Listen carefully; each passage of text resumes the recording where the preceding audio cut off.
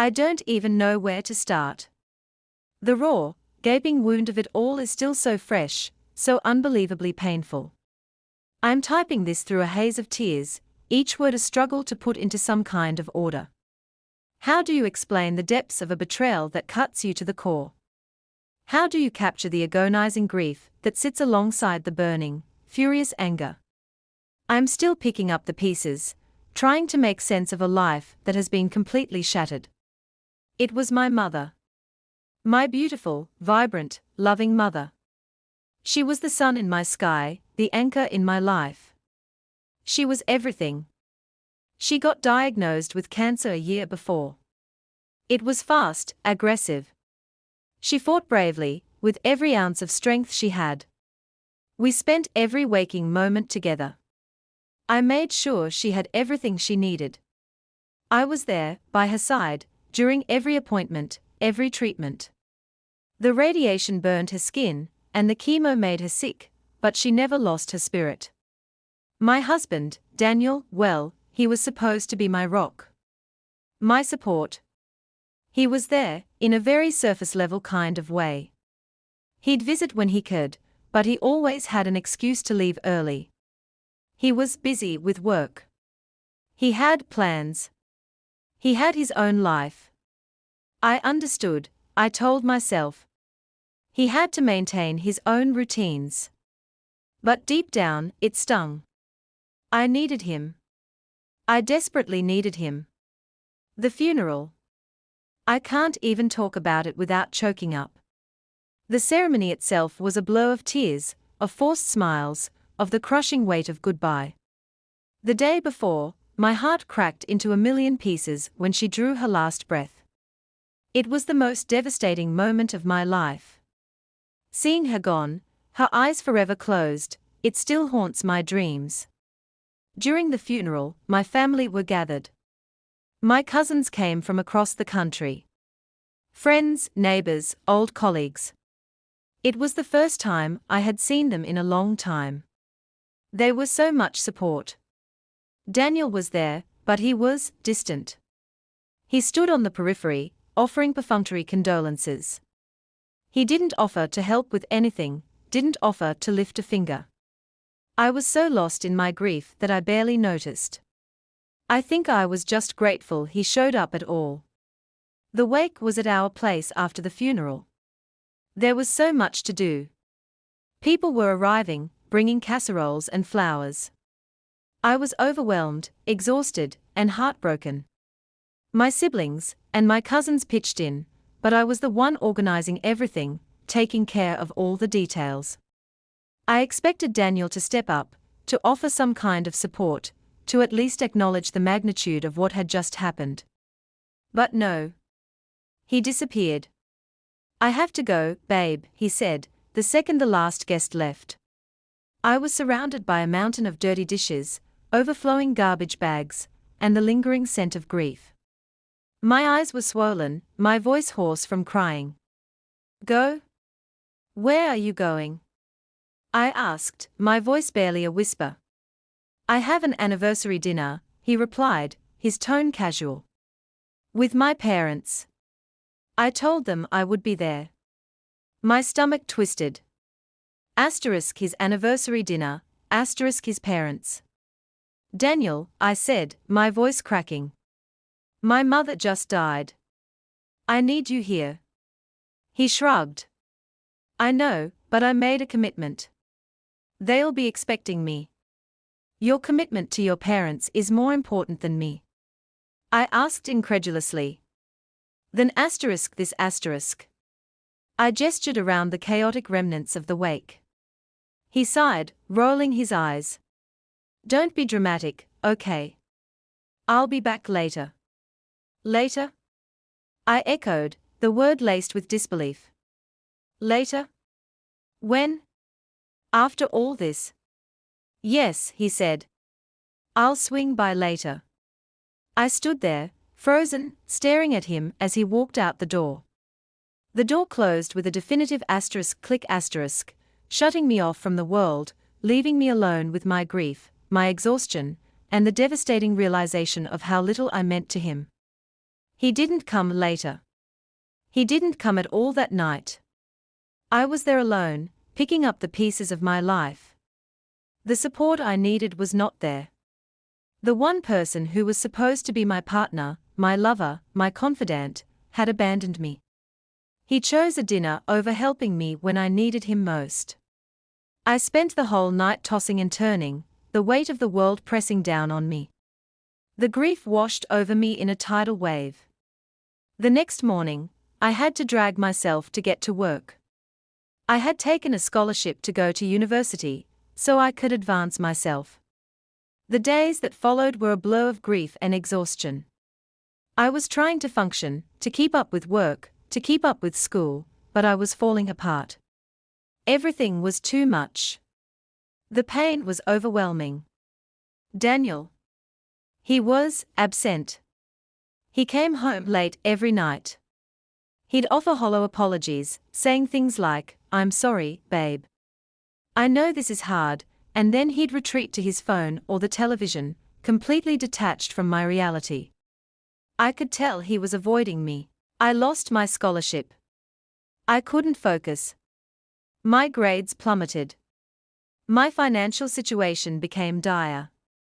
I was in a constant state of stress, of worry, of despair. I tried to explain the situation to Daniel, to tell him how much I was struggling, how much I needed his support, his understanding, his help. His reaction was dismissive. "You're overreacting," he said, his voice laced with impatience.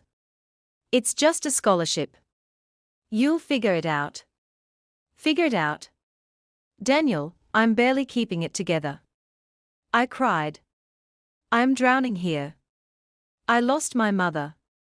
I need your support. What about us? How do we move past this? I can't do anything about that. Life is life. You have to move on. Move on? How do you move on? Daniel, I am still in pain. You were not there for me, you left, you abandoned me. Ungrateful. He looked at me, with a look of pure disgust. You should be grateful for what I've done for you. What have you done? You didn't help me. You weren't there. You are not there now. You are so ungrateful, he said, shaking his head. Ungrateful. I am ungrateful. I exploded. What am I supposed to be grateful for? For being left alone to suffer while you went to dinner. For not helping me at all. For abandoning me. For causing me to lose my scholarship. Well, I'm sorry, he said. Life is tough. You will get over it. That was it. The final straw. The utter lack of empathy, the complete disregard for my feelings, for my pain, it was a blow I couldn't recover from. I walked away, tears running down my face. I realized he had never truly loved me. He cared more about his image than me. He had no empathy. I felt betrayed. His lack of support made it clear that he didn't truly care about me or my well-being. He saw me as an obligation, an inconvenience. He wasn't my partner. He was just a roommate. I knew, in that moment, what I had to do. It was a difficult decision, a painful one, but I knew I couldn't continue living a life with someone who didn't love me, didn't support me, and didn't value me. I made the decision to divorce him. I sought legal counsel. I wanted to be sure I was making the right decision. The lawyer listened patiently as I poured out my story, detailing everything that had happened. She listened, her face a mask of professionalism, but I could see a flicker of sympathy in her eyes. She confirmed what I already knew: I had every right to leave. Serving the papers felt like a physical release. It was a difficult thing to do, but I realized I couldn't live the rest of my life with this man. I wanted to live, not just exist. I didn't want to spend my future with a man who wouldn't be there for me during my hard times. When I handed Daniel the papers, his face went white.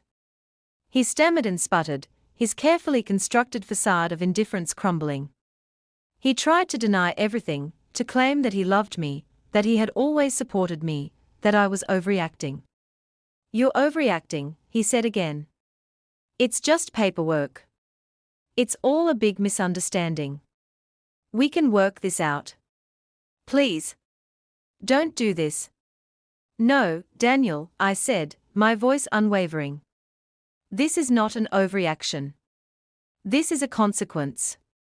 You weren't there when I needed you the most. I don't need the papers, I need to feel some love, some empathy. But you didn't show up. I couldn't lean on you. And I don't want to do this anymore. It's over." The look of genuine shock on his face, it was almost worth it. The weeks that followed were a whirlwind of legal battles, of packing boxes, of trying to rebuild my life from the ground up. It was difficult, exhausting, and emotionally draining. There were moments when I doubted myself, when I questioned whether I had made the right choice. There were times when the loneliness was overwhelming. I had my family, my siblings and cousins, who had been so supportive. But I still felt so alone. I had to deal with the financial repercussions of losing my scholarship and the sudden shift in my living situation. The first few months were hard. I needed all the help I could get. My family stepped up. We decided to go on a trip. We drove for weeks to different places in the country. We visited national parks. We camped and hiked. It was exactly what I needed. But in the end, I knew it was the right decision. I have to start fresh, with no baggage and no regrets. I have to move forward. I have been working on getting my life back on track. I am still working on getting my financial stability back. I know my mother is proud of me. I am healing. It's a long process, but I'm making progress. I'm learning to rely on myself, to find joy in the small things, to value my own strength and resilience. The pain of losing my mother will always be with me, but I'm starting to see the light. I'm learning to live with the grief, to honor her memory by living a life filled with love, with passion, with purpose. I'm learning to be grateful for the good times, for the laughter, for the memories. I'm also learning to trust again. I'm learning to open myself up to new relationships, to new experiences, to a new future. I am, slowly but surely, rebuilding my life, brick by brick. And I know, with every fiber of my being, that I will be okay. I will be happy again. I deserve it.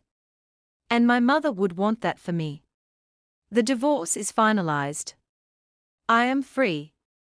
Free from the constraints of a loveless marriage. Free to create the life I deserve. It's not easy, but I'm doing it. I am getting stronger every day. I know I have a lot of living to do, and I look forward to it. I will no longer let anyone walk all over me. I am free.